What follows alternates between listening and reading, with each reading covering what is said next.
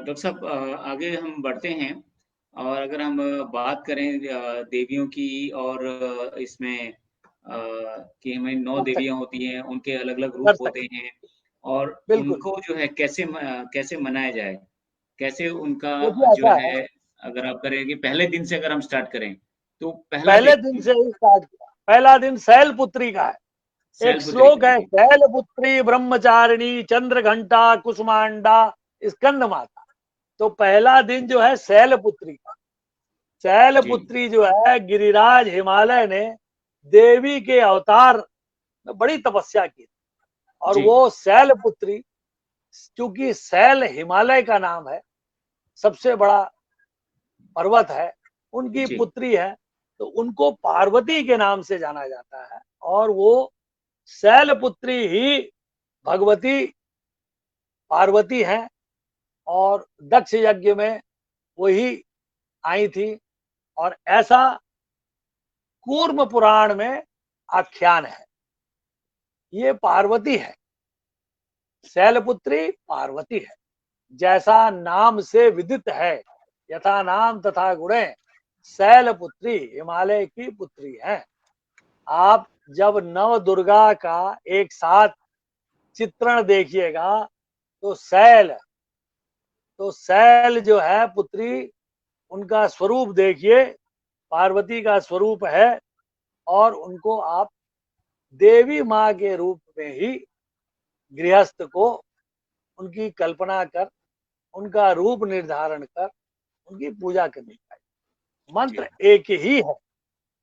शैलपुत्री का मंत्र अलग अलग भी है, लेकिन ज्यादा विस्तार में जो जा सकते हैं, जो षोडशोपचार या 64 उपचार करेंगे, उन्हें यह करना चाहिए। जी, पंचोपचार को हर रूप में देवी को ही देखना चाहिए, क्योंकि देवी, उनका रंग रूप, उनका आचार विचार, उनकी नैवेद्य, उनका भोग, उनकी बलि, सब कुछ अलग अलग दिया हुआ है। उतना जी, विस्तार से जब आप अलग से एक एक देवी का पूछिएगा, तब मैं बताऊं। अभी मैं जी, संक्षिप्त में गृहस्थ के लिए बता रहा हूं। जी। हम एक-एक देवी को दूसरी ही ले रहे देवी, हैं सर। हाँ, हम एक-एक देवी लीजिए को ही लेते शैलपुत्री। चल तो पहले दिन की बात कर ठीक, रहे हैं, शैलपुत्री के बारे में ये आपने बताया। शैलपुत्री, ठीक। जी, ठीक। आगे बढ़ते हैं हम दूसरे दिन में आते हैं। ब्रह्मचारिणी। जी, दूसरे दिन वेदों को जानने के लिए स्वतंत्र रूप से, वेद में जो ब्रह्मन कहा गया है, और वेदों का ज्ञान प्राप्त करने के लिए जो देवी को हम याद करते हैं, जो देवी की आराधना करते हैं, वो ब्रह्मचारिणी है। ब्रह्मचारिणी का स्वरूप अगर आप देखें, तो वो ब्रह्मचारिणी देवी हैं। ये हुँ, दूसरे दिन की देवी। ठीक है। तीसरा चंद्र घंटा। चंद्र घंटा माने देवी के घंटे में चंद्रमा जैसा विराजमान होके उनका सुंदर आह्लादकारी जो शब्द है वो आता है, तो वो भगवती का नाम चंद्र घंटा है। इनका विवरण जो है रहस्य आर्णव नामक ग्रंथ में है। गृहस्थ को देवी का स्वरूप देखकर नमस्कार करना चाहिए, दुर्गा का ही मंत्र बोल। चौथा कुष्मांडा है। जैसा हम सभी जानते हैं, आध्यात्मिक, आदि देविक, आदि ताउपिक, आदि भौतिक विनाश करने वाली देवी कुष्मांडा है। कुष्मांडा एक फल है जिसे हम बलि देते हैं, तो इसका विस्तार रूप है, तो देवी कुष्मांडा है। और पांचवा स्कंद माता है। स्कंद कार्तिकेय को कहा जाता है। छांदोग्य उपनिषद में इनका वर्णन है। और इन्हीं कार्तिकेय की माता होने के नाम में इनका नाम पड़ा स्कंद माता।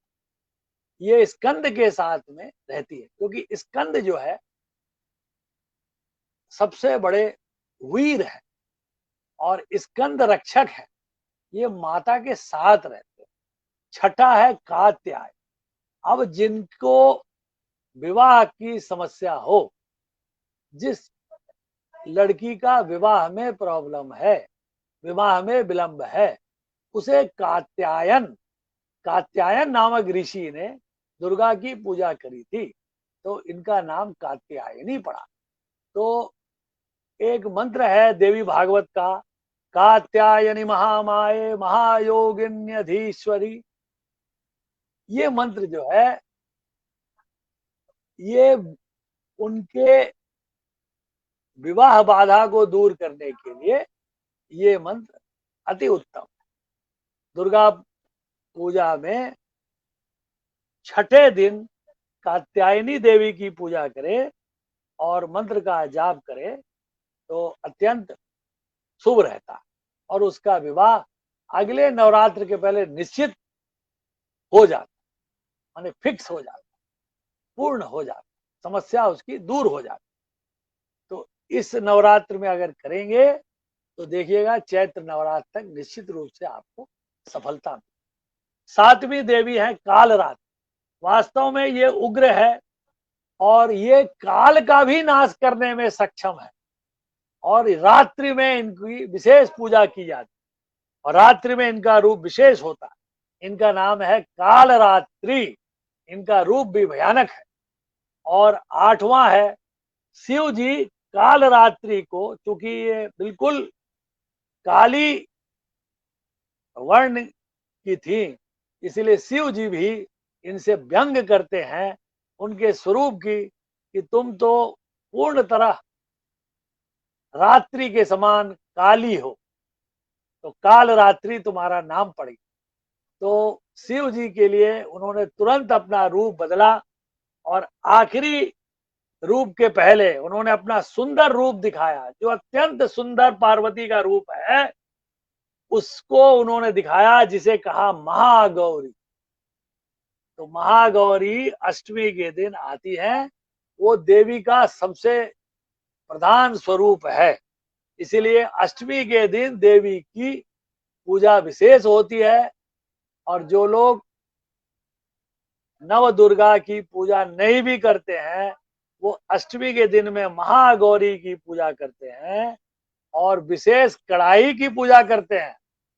तब जाके नवमी के दिन देवी का पारण होता है और नवमी के दिन सिद्धिदा, क्योंकि 8 दिन जो पूजा किया उससे अब सिद्धि प्राप्त होगी, तो वो सिद्धिदा देवी की पूजा करके नवरात्रि का व्रत का पारण किया जाता है, कढ़ाई की पूजा की जाती है। ये हुआ नवरात्रि का देवी की पूजा का विधान।